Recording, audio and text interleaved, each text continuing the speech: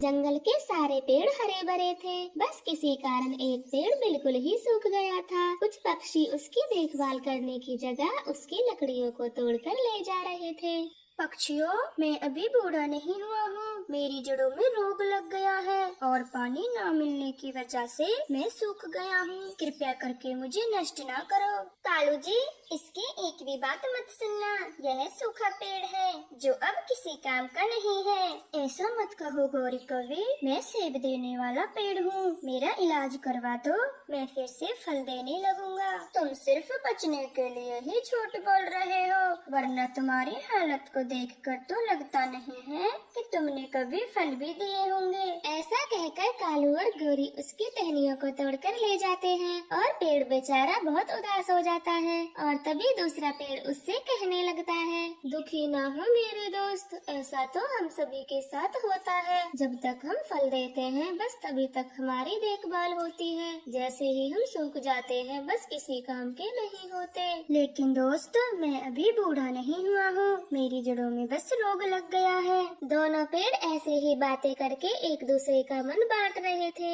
कालू भैया, आपको इतनी सारी सूखी लकड़ियाँ कहाँ से मिली? मुझे तो काफी दूर जाने पर कोई लकड़ी ही मिल पाती है। टूनी, आपको नहीं पता, हमारे जंगल का एक पेड़ सूख गया है। अब हमें दूसरे जंगल जाकर लकड़ियाँ लाने की जरूरत नहीं है। हाँ टूनी, उसी पेड़ से हम लकड़ियाँ लाते हैं। तुम भी जल्दी से लकड़ी इकट्ठा कर लो, वरना सारी लकड़ियाँ खत्म हो जाएंगी। क्या कहा गौरी बहन, आप उस सूखे पेड़ की टहनियाँ तोड़ रहे हो? हाँ टोनी, वरना उसका क्या होगा? कालू भैया, वो एक सेब देने वाला पेड़ था, उसकी जड़ों में रोग लग गया है। आप उसे इस तरह से तोड़कर ना लाएं। देखो टोनी, अगर आपको लकड़ी नहीं लानी है तो मत लाओ, बाकी हमें तो मत रोको। हम तो सारी सर्दी उसी पेड़ की लकड़ियाँ जलाएंगे। फिर इसी तरह से जंगल के और पक्षी भी उसी पेड़ की लकड़ियाँ तोड़कर लाने लगते हैं और टोनी चिड़िया उसी पेड़ के पास चली जाती है। चिड़िया, मैं तो अब पूरी तरह से नष्ट होने वाला हूँ। कोई भी मेरी बात नहीं सुनता है, बस मेरी टहनियाँ तोड़कर ले जाते हैं। हाँ पेड़ भैया, मैंने भी सभी को समझाने की बहुत कोशिश की, परंतु मेरी भी कोई बात नहीं सुन रहा। अगर एक दो बार बारिश हो जाए तो मैं पहले की तरह हरा भरा हो जाऊंगा और फिर मेरी टहनियों को कोई नहीं तोड़ेगा। वो तो है पेड़ भैया, परंतु अभी बारिशों का मौसम नहीं है। चिड़िया, क्या आप मेरा एक काम कर सकती हो? हाँ पेड़ भैया, अगर मुझसे होगा तो मैं जरूर करूँगी। बताओ आपको क्या काम है? आप बूढ़े नीम के पास जाकर उन्हें मेरी हालत के बारे में बताना, वो जरूर कुछ न कुछ उपाय बताएंगे। ठीक है पेड़ भैया, मैं अभी नीम के पास चली जाती हूँ और आपके लिए कुछ न कुछ कोई दवा जरूर लाऊंगी। ऐसा कहकर टूनी वहाँ से चली जाती है और रास्ते में उसे कबूतर रोक लेता है। चिड़िया, मैं काफी देर से आप ही को ढूंढ रहा था, मुझे कहीं भी भोजन नहीं मिल रहा। अगर आप दूसरे जंगल जा रही हो तो मैं आपके साथ चलता हूँ। लेकिन कबूतर भैया, मैं तो दूसरे जंगल बूढ़े नीम के पास जा रही हूँ। चिड़िया, आप नीम के पास क्यों जा रही हो? सब कुछ ठीक है? फिर टोनी कबूतर को पेड़ की सारी बातें बताती है। फिर वह दोनों नीम के पास चले जाते हैं। अरे बेटा, आप तो दूसरे जंगल से आए हो, बताओ क्या परेशानी है? नीम काका, हमारे जंगल का एक सेब का पेड़ पूरी तरह से सूख गया है, उसकी जड़ों में कीड़े लगे हैं। बस हम उसी के लिए कोई दवा लेने आपके पास आए हैं। ठीक है पक्षियों, आप मेरी पत्तेदार टहनियाँ तोड़ कर ले जाओ और उन्हें पीसकर पेड़ की जड़ों में डाल देना और साथ ही थोड़ा पानी भी डाल देना और पेड़ पहले की तरह हरा भरा हो जाएगा। फिर टोनी और कबूतर काफी सारी टहनियाँ तोड़कर ले आते हैं और इधर तोता, कबूतरी और गौरी पेड़ की टहनियों को तोड़े ही जा रहे थे। रुक जाओ तुम सब, अब इस पेड़ को मत तोड़ो। क्यों कबूतर, हम क्यों न तोड़े इस पेड़ की लकड़ियाँ? कल तक तो आप भी हमारे साथ लकड़ी तोड़कर ले जा रहे थे, फिर आज क्या हुआ? गौरी, इसने ढेर सारी लकड़ियाँ पहले ही जमा कर ली होंगी, इसीलिए हमसे मना कर रहा है। नहीं मिट्ठू तोते, ऐसी बात नहीं है। अब हम इस पेड़ का इलाज करवा रहे हैं और इसलिए आपसे मना कर रहे हैं। पागल हो गए हो तुम दोनों, ये एक सूखा पेड़ है जो अब कभी भी हरा भरा नहीं होगा। अरे पक्षियों, मैं ठीक हो जाऊंगा, मेरा इलाज तो होने दो, फिर मैं आपको मीठे मीठे सेब दूंगा। ये सिर्फ बचने के लिए ही ऐसी बातें करता है और तुम दोनों इसकी बातों में आ गए हो। अब हटो यहाँ से, मुझे लकड़ियाँ लेकर घर जाने दो।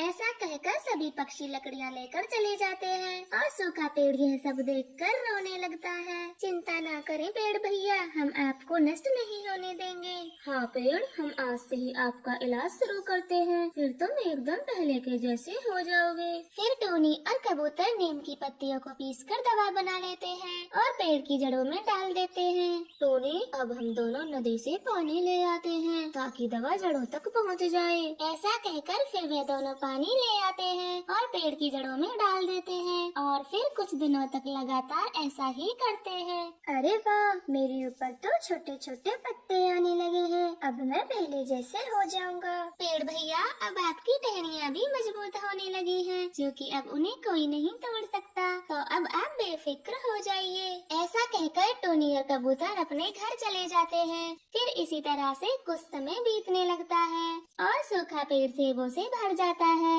अरे दोस्त, बहुत बहुत बधाई, आप तो पूरी तरह से स्वस्थ हो गए हो और फलदार भी बन गए हो। हाँ दोस्त, मुझे भी बहुत अच्छा लग रहा है और यह सब उस चिड़िया और कबूतर के कारण ही हुआ है। वो दोनों ऐसे बातें ही कर रहे थे कि तभी टूनी और कबूतर उनके पास आ जाते हैं। अरे वाह पेड़ भैया, अब तो आप पर ढेर सारे सेब लगे हुए हैं। हाँ चिड़िया, आज आप दोनों की वजह से ही मैं सेबों से भर गया हूँ। अब आप जी भर कर सेब खाया करना और अपने बच्चों के लिए भी लेकर जाना। हाँ पेड़ जी, आजकल हमारे जंगल में भोजन खोजना मुश्किल हो रहा था, अब हमारी भी सारी चिंताएं दूर हो गयी। ऐसा कहकर वे दोनों सेब लेकर अपने घर जा रहे थे, तभी उन्हें रास्ते में गौरी कौवी रोक लेती है। आप दोनों को इस जंगल में सेब कहाँ से मिल गए? हमें भी उस जगह का नाम बता दो, हम भी वहीं से सेब ले आएंगे। गौरी बहन, ये सेब तो उसी सूखे पेड़ के हैं जिसे आप बेकार समझकर तोड़े जा रही थी। क्या कहा टूनी? मुझे तो तेरी बातों पर विश्वास ही नहीं हो रहा। मैं अभी जाकर उस सूखे पेड़ को देखती हूँ। ऐसा कहकर गौरी और कालू सूखे पेड़ के पास चले जाते हैं और पेड़ को सेबों से भरा देखकर चौंक जाते हैं। ये क्या गौरी जी, ये पेड़ तो सच में ही सेबों से भर गया है। हाँ कालू जी, मुझे तो सेब बहुत पसंद है, चलो अब हम जल्दी से सेब तोड़ लेते हैं। कालू और गौरी, आप दोनों को मेरे सेब खाने का कोई हक नहीं है, सबसे ज्यादा आप दोनों ने ही मेरी टहनियाँ तोड़ी थी। पेड़ जी, आप हमें माफ कर दो, आज के बाद हम ऐसा कभी नहीं करेंगे। नहीं कालू कौवे, मैं तुम दोनों को अपना फल नहीं खाने दूंगा, चाहे कुछ भी हो जाए। पेड़ की यह बात सुनकर गौरी और कालू खाली हाथी वहाँ से लौट जाते हैं और अपनी गलती पर पछतावा करने लगते हैं। रानू जी, आज शाम को मैं घर जल्दी आ जाऊंगा, आप तैयार रहना और मेरी प्यारी बेटी को नया वाला फ्रॉक पहनाना। टुन्नू जी, शाम को कहाँ जाना है? मुझे तो कुछ नहीं पता। अरे रानू जी, आप भूल गई हो क्या?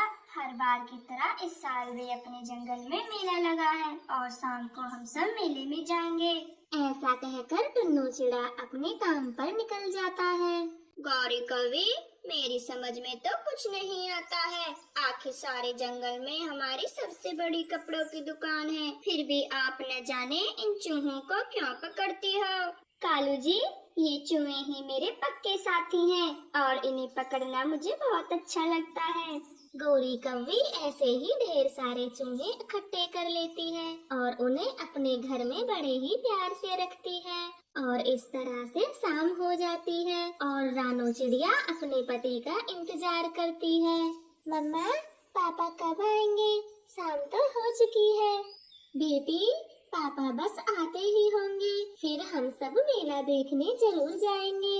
इस तरह से वे दोनों टुन्नू चिड़ा का इंतजार कर रही थी। तभी दो पक्षी टुन्नू को गंभीर हालत में वहाँ पर लेकर आते हैं।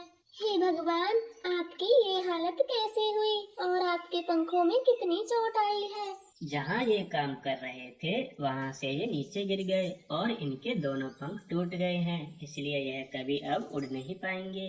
मुझे माफ कर दो रानू जी, मैं अब कभी भी उड़ नहीं पाऊंगा और ना ही एक भी पैसा कमा पाऊंगा। आप ये कैसी बातें कर रहे हो टुन्नू जी? इसमें आपकी कोई गलती नहीं है। रानू जी, घर में जो भी पैसे पड़े हैं आप इन्हें दे दीजिए, इन दोनों ने ही मेरा इलाज करवाया है। फिर रानू चिड़िया सारे पैसे उनको दे देती है और वह दोनों वहाँ से चले जाते हैं। फिर कुछ दिनों बाद टुन्नू चिड़ी की खबर सुनकर उसका सबसे अच्छा दोस्त उससे मिलने आता है। अरे टुन्नू भाई, ये तो बहुत बुरा हुआ आपके साथ। अब आपके परिवार का गुजारा कैसे होगा? यही चिंता तो मुझे खाई जा रही है। जो भी पैसे जमा किए थे वो मेरे इलाज में खत्म हो गए। अब मेरे परिवार का क्या होगा? वैसे तो मैं तेरी ज्यादा मदद नहीं कर सकता मेरे दोस्त, पर मैं तुझे कुछ पैसे दे देता हूँ। इनसे तू कोई छोटा मोटा कारोबार चला ले। परंतु मेरे दोस्त, मैं तो अब अपनी जगह से उड़ भी नहीं सकता। फिर मैं कोई काम कैसे कर सकता हूँ? अरे मेरे दोस्त, सर्दियों का मौसम आने वाला है, तो आप इन पैसों से ऊनी कपड़ों की दुकान खोल लो। इसमें अच्छी कमाई होती है और यह काम तो रानो बहन भी कर सकती है। टुन्नू चिड़ा और रानो चिड़िया को यह बात बहुत पसंद आती है और अगले ही दिन रानो चिड़िया एक कपड़ों की दुकान खोल लेती है और रानो चिड़िया के कुछ कपड़े बिक जाते हैं। टुन्नू जी, अब आपको कोई चिंता करने की जरूरत नहीं है। ये देखो, पहले ही दिन हमारी कितनी अच्छी कमाई हुई है। हाँ रानो जी, ये तो बड़ी खुशी की बात है कि आपका काम अच्छा चल रहा है। इस तरह से रानो चिड़िया की दुकान अच्छे से चलने लगती है। जंगल के कुछ पक्षी तो रानो चिड़िया से ही कपड़े खरीदते हैं। गौरी कौवे, जब से उस रानो चिड़िया ने अपनी कपड़ों की दुकान खोली है, तब से हमारे तो कपड़े कम बिकने लगे हैं। सुना है वह चिड़िया सस्ते और अच्छे कपड़े देती है। कालू जी, ऐसे तो हमारे सारे कपड़े पुराने हो जाएंगे, फिर कोई भी पक्षी उन्हें नहीं खरीदेगा। इस रानो चिड़िया का तो कुछ करना ही पड़ेगा। ऐसा कहकर वो दोनों रानो चिड़िया की दुकान से जाने का इंतजार करने लगते हैं। कालू जी, आप यहीं पर रुकिए, मैं बस अभी आती हूँ। फिर गोरी कौवी अपने घर को आती है और अपने सारे चूहों को अपने साथ ले जाती है। गौरी जी, आप इन चूहों को यहाँ क्यों लाई हो? आपको तो पता है ना कि अगर गलती से ये इस पिंजरे से निकल गए तो सारे कपड़े तहस नहस कर देंगे। सही कहा कालू जी, ये चूहे तो है ही जंगली। इन्हें मैं उस रानो की दुकान में छोड़ दूंगी, फिर उसकी दुकान के सारे कपड़े खराब हो जाएंगे। फिर तो गौरी जी, उसका बहुत नुकसान होगा और वह इतनी अमीर नहीं है जो दोबारा से कपड़े ला सके। रानो चिड़िया दुकान बंद करके अपने घर चली जाती है और चुपके से वे दोनों रानो की दुकान में वे चूहे छोड़ देते हैं। कालू जी, अब सुबह जब वह रानो चिड़िया अपनी दुकान को देखेगी तो बड़ा ही मजा आएगा। ऐसा कहकर गोरी कौवी और कालू कौवा अपने घर आ जाते हैं और सो जाते हैं। जब अगली सुबह रानो चिड़िया अपनी दुकान देखती है तो हे भगवान, ये क्या हो गया? मेरे सारे कपड़े चूहों ने काट दिए। अब इन्हें कोई नहीं खरीदेगा। अब मैं अपने घर का गुजारा कैसे चलाऊंगी? रानो की दुकान को देखने के लिए वहाँ पर गोरी कौवी भी आ जाती है। अरे रानो बहन, आपके तो सारे कपड़े चूहों ने काट दिए हैं। अब आप ये दुकान बंद कर दीजिए और कोई अलग काम कीजिए। नहीं गोरी बहन, मुझे अभी एक आइडिया आया है जिससे मेरे कुछ कपड़े तो सही हो जाएंगे और मेरे पास थोड़े पैसे हैं जिससे मैं नए कपड़े भी ले आऊंगी। रानो की यह बात सुनकर तो गोरी कौवी अपनी दुकान पर आ जाती है। कालू जी, ये रानो तो सबसे ज्यादा मेहनती है। हमने ऐसे न जाने कितनों को भगाया था, पर ये तो उन कपड़ों को ठीक करके वापस से बेचना चाहती है। गौरी जी, आप करने दो उस रानो को मेहनत। हम फिर से कोई ना कोई तरकीब निकाल कर उसकी दुकान बंद करके ही रहेंगे। इधर रानो कटे कपड़ों को ठीक करने लगती है। वे कपड़ों में अपने पंख से कढ़ाई करती है जिससे कपड़ा और भी सुंदर लगने लगता है। दिन रात की कड़ी मेहनत करने के बाद रानो अपने सारे कपड़े ठीक कर लेती है। गौरी कौवी, उस रानो के कपड़े तो पहले से भी ज्यादा बिचने लगे हैं और सभी पक्षी उसकी कढ़ाई को बहुत पसंद करते हैं। कालू जी, इस बार तो मैं उसकी सारी दुकान जला दूंगी, फिर देखूंगी ये कैसे अपने पंखों से जले हुए कपड़े ठीक करती है। हाँ गौरी, आप एकदम सही कह रही हो। बस एक बार इसे घर जाने दो, इस तरह से गौरी कौवी और कालू कौवा रात होने का इंतजार करने लगते हैं। कालू जी, रात हो गई है, आप ये मसाल ले जाइए और चुपके से रानू की दुकान में आग लगा दीजिए। मैं बाहर से देखती हूँ कि कोई आ न जाए। फिर कालू कौवा मसाल लेकर रानू चिड़िया की दुकान पर चला जाता है, परंतु जैसे ही कालू कौवा दुकान के अंदर जाता है, वहाँ पर रानू चिड़िया सो रही थी। अरे ये क्या कालू, ये तो यहीं पर है, घर नहीं गई। लगता है चूहों की रखवाली कर रही है। निकल ले यहाँ से, इसी में तेरी भलाई है। कालू कौवा तो बहुत घबरा जाता है और हड़बड़ी में वहाँ से आ जाता है और गलती से वह मशाल अपनी दुकान में ही डाल देता है।